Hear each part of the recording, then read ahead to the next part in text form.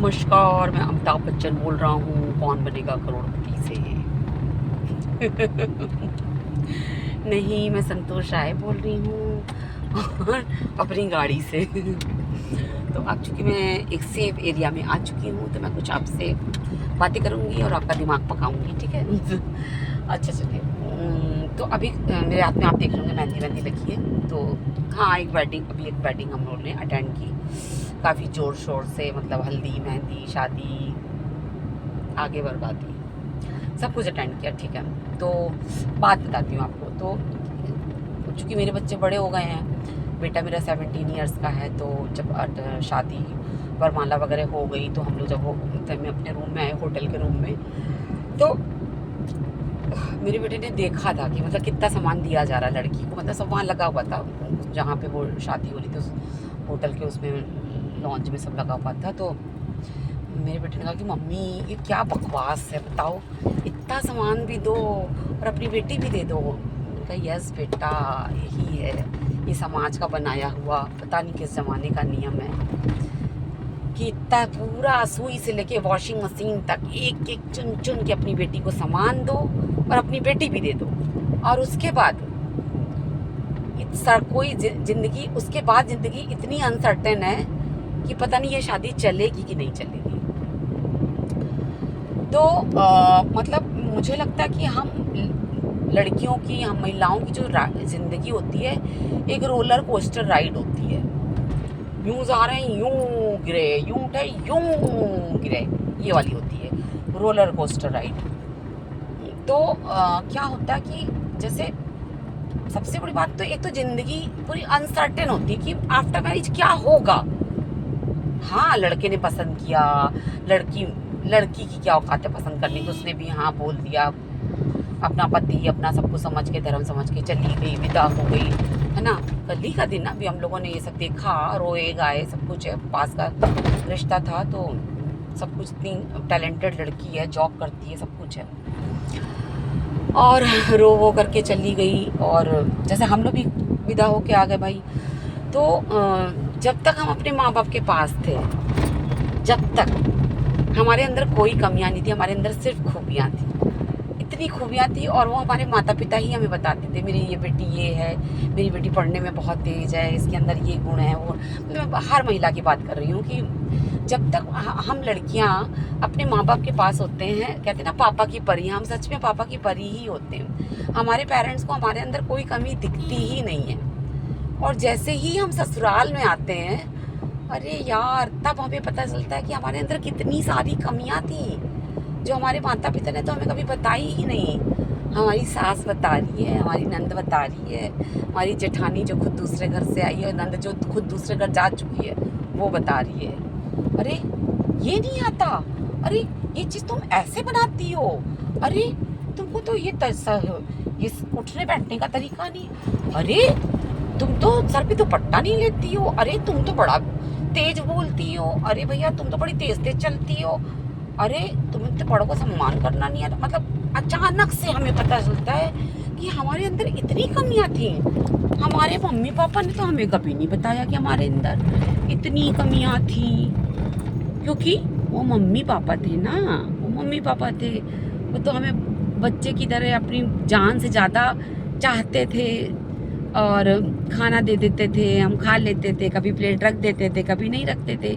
और जब ये, अब जैसे कि आप ये सोचिए कि रात भर की शादी, मांग में सिंदूर भर गया, अगले दिन आपकी एक्सपेक्टेशन ये हो गई कि ये लड़की से औरत हो गई और अब ये एकदम अप टू डेट हो गई। अरे भैया वो लड़की थी, वो अपने माँ बाप के घर पे बच्ची थी, बच्ची। आज मेरी बेटी 23 ईयर्स की है, बॉम्बे से आती है, मैं उसको खाना ले जाके देती हूँ, उसकी प्लेट उठाती हूँ।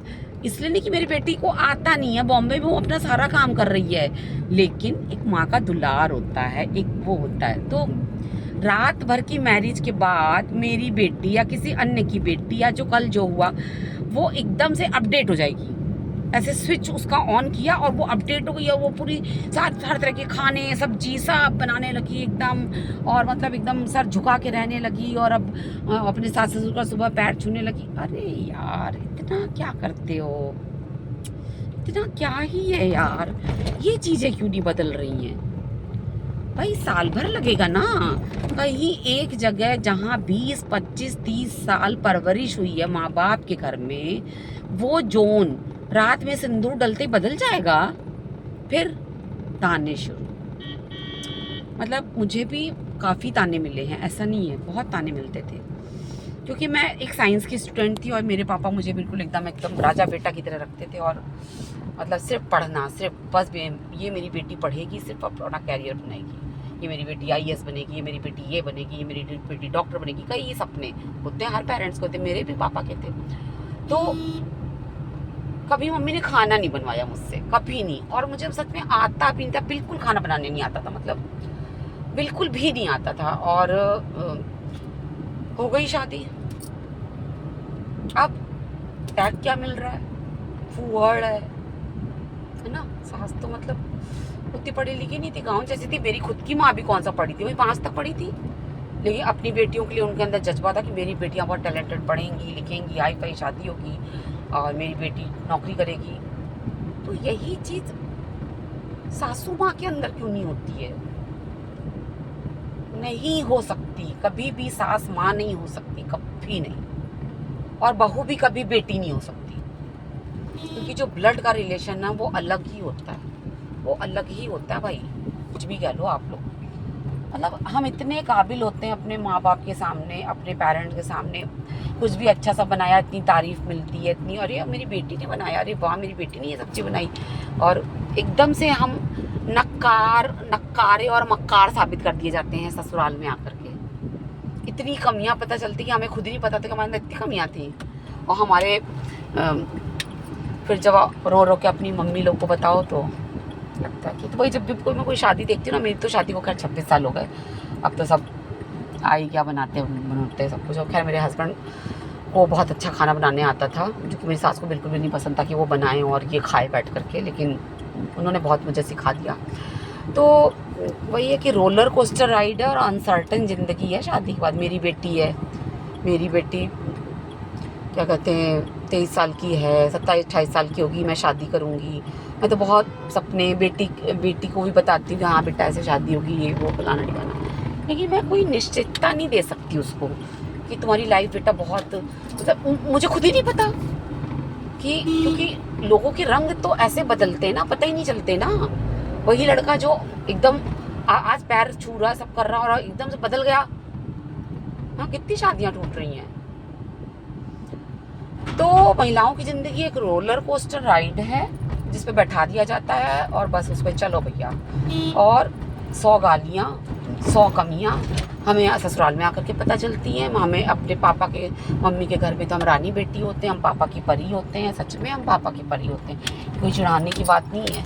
और इतने प्यार से हमें रखा जाता है। और हम तो 5 बहनें थे, तब इतने दुलार से पले हैं। तो जब किसी की मैं शादी देखती हूँ तो मुझे रोना बहुत ज़्यादा आता है। मुझे लगता है कि अब इसके साथ क्या होगा, इसका पति क्या हमेशा ऐसा ही रहेगा?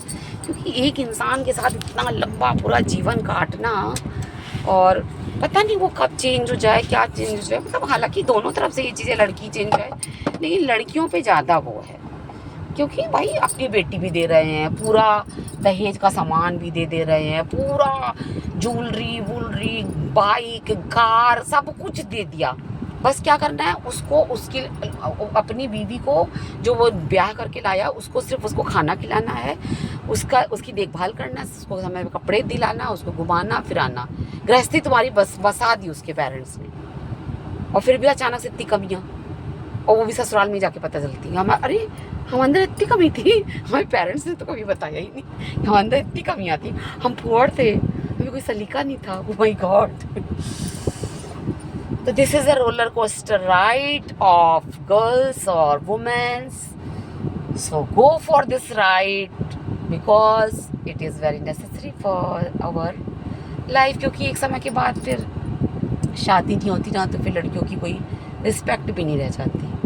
ये भी बात है।